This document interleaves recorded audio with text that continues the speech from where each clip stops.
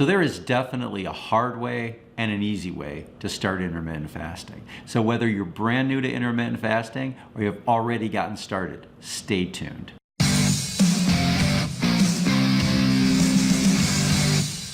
So if you're new to the channel, my name is Ed and this is Fasting Over 40. Now I started intermittent fasting when I was 55 years old, and I have to admit I had some great success. I lost over 40 pounds, I lost a ton of belly fat, and I feel better than I have in years. But I didn't necessarily start intermittent fasting the right way. So in this video, I want to go through tips and techniques to getting started the right way. So what I'm going to show you today is getting started using fastinglog.com. Now, fastinglog.com is a free website. You can go to it through your browser. You can download the app from the App Store or the Android store. So with fastinglog.com, again, it's totally free. But what this is going to do is going to let you ease your way into working on the eating pattern. So if you're like me and you started intermittent fasting, I started intermittent fasting in my mid-50s. So I dove right into it. But if you've got the standard American diet where you pretty much eat carbs from the minute you get up in the morning to the minute you go to bed, and your body never really has a chance to reset itself, going from that pattern to intermittent fasting pattern is a pretty difficult jump. So we need to do this with steps in order to avoid the crash that is sure to occur if you just jump right into it. So in order to do this, we're going to do this in 3 steps. Our first step is going to be to log what we're currently doing. So we want to go into fastinglog.com and we want to use this button down here that says log food.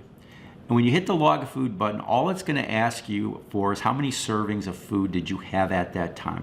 We're not counting calories. We're just trying to count the eating pattern. We want to know, I sat down, I ate, I had a burger, fries, and Cokes. That's 3 servings. An hour later, I see a bag of potato chips. That's another serving. If I have a cup of coffee that's got cream in it, those are calories. That's another serving. So what we're doing is we're going to build a graph, and the graph is probably going to look something like this. It's going to show that we started eating in the morning and there was no time during the entire day that we didn't have some kind of an insulin spike. Now what we want to do is record that, and we're going to record that along with the first meal we eat of the day and the last meal we eat of the day. So when we first wake up and we see food, we're going to hit this green button. What this button does is it puts in the time that I'm breaking my fast. Now, breaking your fast is a pretty easy concept. We know that's just the first time you eat. Now, the red button down here is when you're starting your fast. This is the last meal of the day.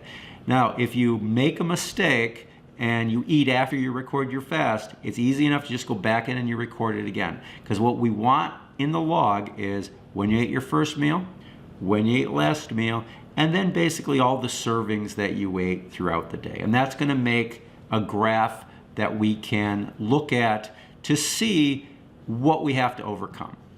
So now the second step, once we know that we eat from the minute we get up to the time we go to bed, is we need to cut out everything in between meals and everything after what should be your last meal of the day. So when you have dinner, that should be it for the day. Now you might start getting hungry there, but that's just part of this, and then that hunger goes down over time.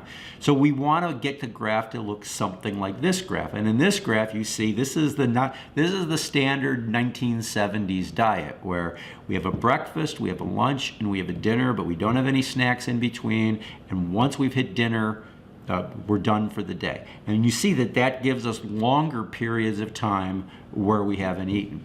So then the third step is going to be to start to compress those meals together so that we can fit those meals in an 8-hour window. So we still are looking at 3 meals a day, but they're compressed into an 8-hour window. So that time from that last meal that we eat at night to the first meal we eat in the day, we want to get that 16 hours.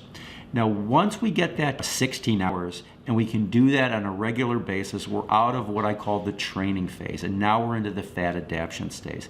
We want to be a little bit strategic with this. We're not going into this to lose a ton of weight at first, because if we do, we're just going to plateau. It's going to be like hitting face first into the wood chipper. We don't want to do it that way. We want to be strategic. We don't want to cut our calories too much. So if you find yourself at first eating a bunch of snacks in between meals, you need to just make those snacks part of the meal so that your calories pretty much stay the same. Even when we initially get to that point where we're doing an 8-hour eating window, we still don't want to be cutting our calories at this point too dramatically.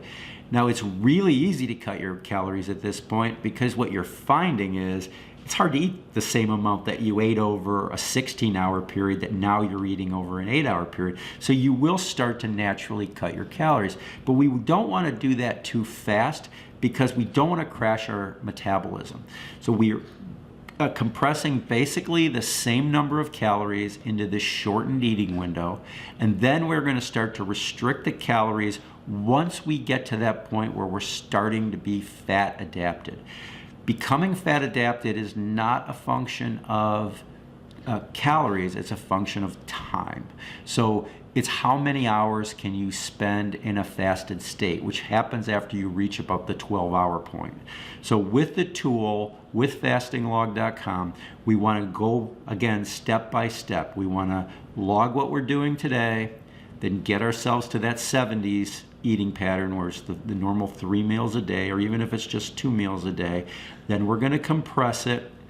Then we're going to start to do the calorie restriction, and that way we can be sensible. So to lose a pound a week, once you're in a fat adapted mode, you're only cutting back 500 calories or so a day. That will lose you a pound of fat a week. But what we don't want to do is crash the metabolism by doing something too radical, so it takes 1,000 calorie deficit from where you currently are to lose that pound of fat. So again, make sure you hit like, hit subscribe. If you've got questions, leave them in the comments. But at this point, what we want to do is get onto fastinglog.com. I've got videos on how to register, how to get started, and let's have some success in intermittent fasting. So I'll see you next time.